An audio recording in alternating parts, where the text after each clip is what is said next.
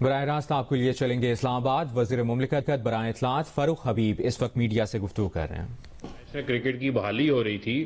اس کے اوپر انہوں نے پورا ایک سازش کا کردار ادا کیا جس کو ہم نے ایکسپوز کیا، لیکن مریم صفدر سمیت میں نے پوری نون لیگ کو دیکھا ہے، وہ تمام لوگ جو ہے وہ پاکستان کی حکومت کو، پاکستان کے اداروں کو مورد الزام ٹھہراتے رہے دورے کی کینسلیشن کے حوالے سے۔ تو یہ ایسے لوگ ہیں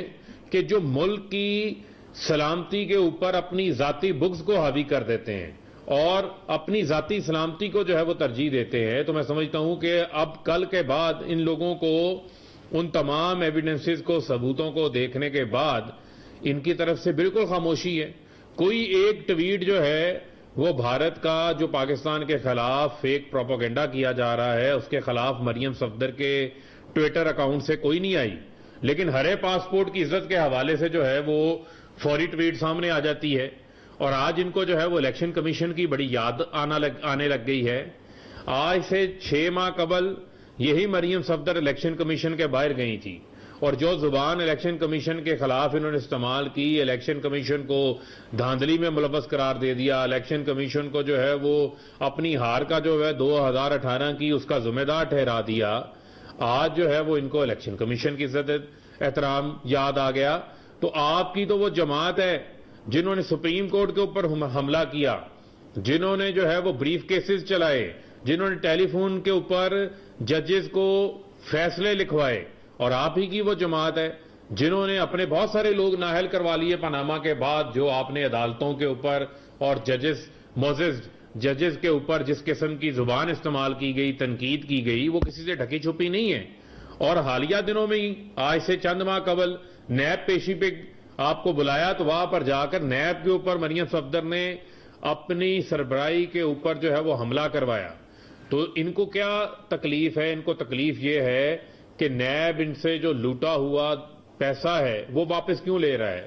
آج ان کا احتساب کیوں ہو رہا ہے، آج جو ان کی چوری وہ ایکسپوز ہو چکی ہے۔ اور یہ وہی لوگ ہیں جو اب اقتدار ہوتا ہے تو پاکستان کے اندر ہوتے ہیں، جب اقتدار نہیں ہوتا تو سارے ملک سے باہر ہوتے ہیں، بھگوڑے بن کے ملک سے باہر ہوتے ہیں۔ ان کا بھی نام ای سی ایل کے اندر نہ شامل ہو تو یہ مریم صفدر بھی اگلی فلائٹ پکڑیں گی اور ملک سے باہر چلے جائیں گی۔ یہ ان کی پاکستان کے ساتھ کمٹمنٹ ہے، یہاں کے لوگوں کے ساتھ ان کی کمٹمنٹ ہے، جو آج آ کر ہمیں حب الوطنی اور اداروں کے احترام کا درس دے رہے ہیں۔ ان کا اپنا جو ریکارڈ ہے وہ اداروں کی تضحیک، اداروں پر حملوں کے اوپر مبنی ہے۔ تو لہذا میں ان کو یہ کہوں گا کہ آپ فوری طور کے اوپر اس چیلنج کو ایکسپٹ کریں مریم صفدر،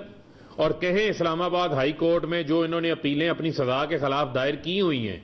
ان اپیلوں کے اوپر اسلام آباد ہائی کورٹ روزانہ کی بنیاد کے اوپر سماعت کرے اور اس کا فیصلہ کرے۔ پتہ چل جائے گا آپ کے پاس کتنے ثبوت ہیں، آپ کتنے معصوم ہیں۔ باقی یہ جو آپ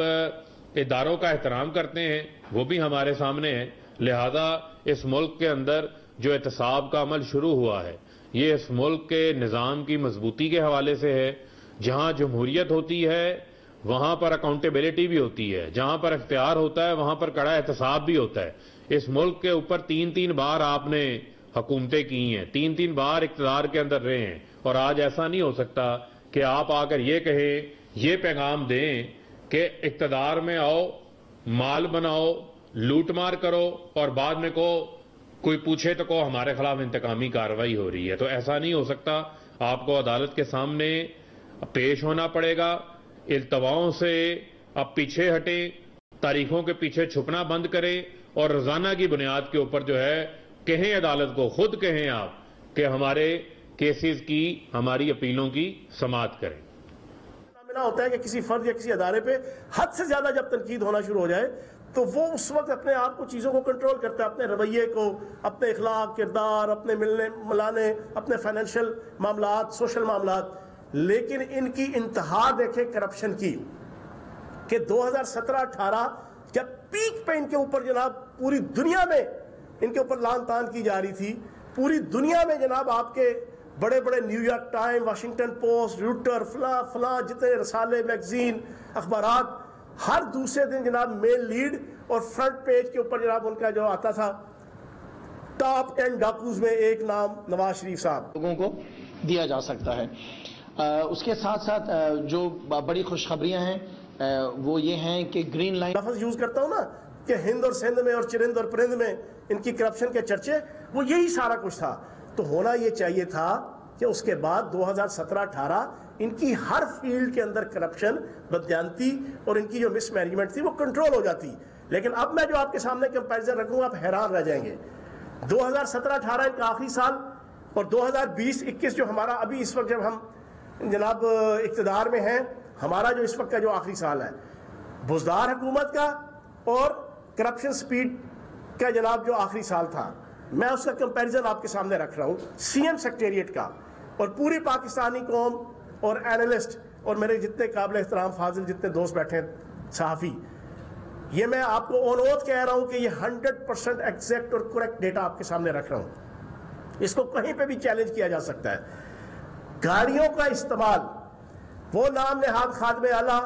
جن کو یہ زوم تھا 52 ارب روپیہ 10 سالوں میں انہوں نے اپنے تھوپڑے بڑے بڑے لگا کے جناب اپنی پبلسٹی کی کہ میرے سے بڑا اچھا کوئی ایڈمنسٹریٹر کوئی نہیں ہے، میرے سے اچھا جناب پرفارمر کوئی نہیں ہے، میرے سے اچھا کوئی وزیر اعلیٰ نہیں ہے۔ 2017-18 میں 173 گاڑیاں تھی سی ایم سیکریٹریٹ میں، 173، اور 2020-21 میں ہمارے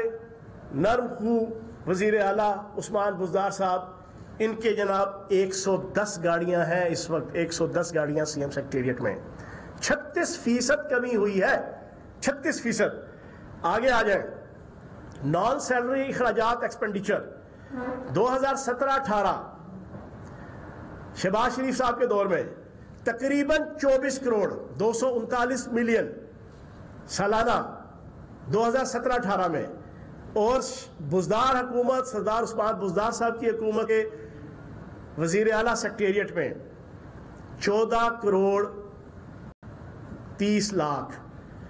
40% کمی ہوئی، 40%۔ پھر آگے آ جائیں، پٹرول اور ڈیزل کا استعمال، فیول کا استعمال 2017 اور 18 میں 3,72,000 لیٹر کرپشن سپیڈ کے دور میں، اور ان جناب نام نہاد خادم اعلیٰ کے دور میں سی ایم سیکریٹریٹ کے اندر 3,72,000 لیٹر فیول استعمال ہوا، اور وزیر اعلیٰ پنجاب سردار عثمان بزدار صاحب کے 2020-21 کے جناب دور میں 2,28,000 فیول جناب لیٹر وہ استعمال ہوا۔ کتنا فرق؟ 39% کمی، 39%۔ اگلا آپ کو میں بتاؤں، گفٹ اور انٹرٹینمنٹ پر اخراجات، آپ کی جو کھانا پینا ہوتا ہے، کوئی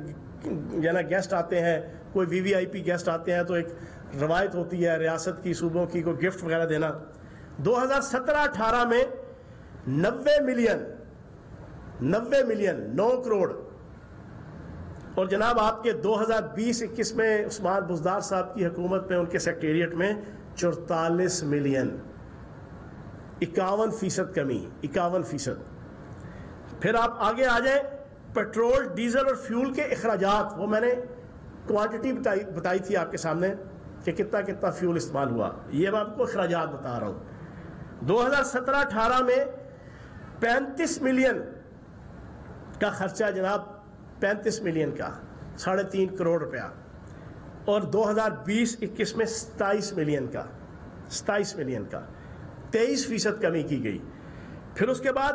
ٹرانسپورٹ کی ریپیئرمنٹ 2017-18 میں 42 ملین